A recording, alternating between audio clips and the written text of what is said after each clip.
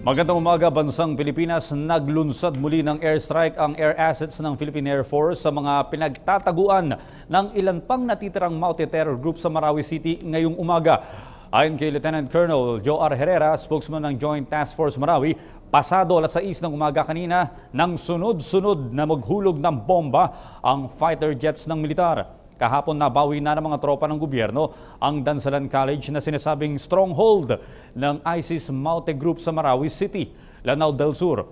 Nasa ika-43 araw na ngayon mula nang ideklara ni Pangulong Rodrigo Duterte ang martial law sa Mindanao dahil sa ginawang pag-atake ng Maute ISIS Group.